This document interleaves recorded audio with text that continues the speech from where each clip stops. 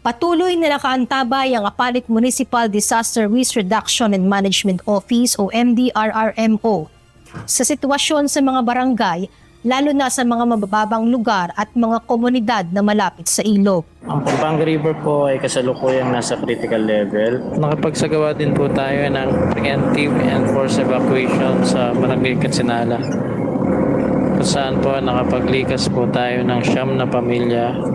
Katuwang po ang opisyal ng barangay, MSWDO, PNP at ating Philippine Coast Guard. Sa ngayon, pansamantalang ipinagbawal ang pamamasyal at pagligo sa mga bypass road sa Balukok kasunod ng ulat ng pagkalunod ng 2 individual na pawang mga residente ng Barangay Colgante. Dahil dito mahigpit ang paalala ng lokal na pamahalaan na huwag gawing paliguan o maglaruman lang sa mga bahaging binabaha, lalo na kung mabilis ang agos ng tubig. Lubog pa rin sa baha ang maraming mga barangay.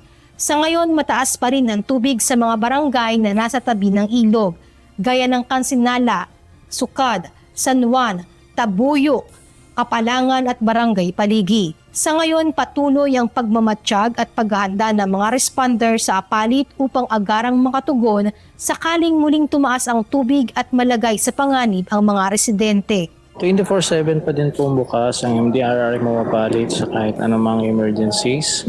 At sa kasalukuyan ay meron po tayong nakantabay. Samantala, nagmistulang ilog na ang Barangay San Pablo Propio sa bayan naman ng San Simon.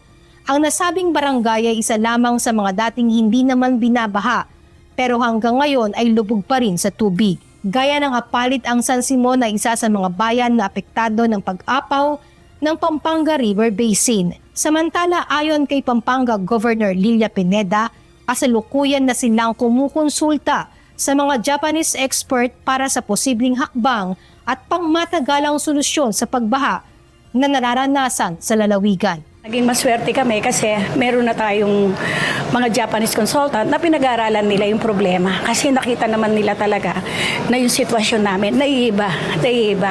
So, kaya sabi ko nga, sana tigilan na yung flood control, yung long-term solution. Kasi marami nang ginagawa sa flood control pero walang solusyon. Lumalala. Kailangan lang talaga namin sa ngayon, for the meantime, mga draga para i-dredge o kain yung mga bara sa Pampanga Bay. Dency Andres, UNTV, News and Rescue. Diyos ang aming sandigan, serbisyo publiko ang aming pinahahalagahan.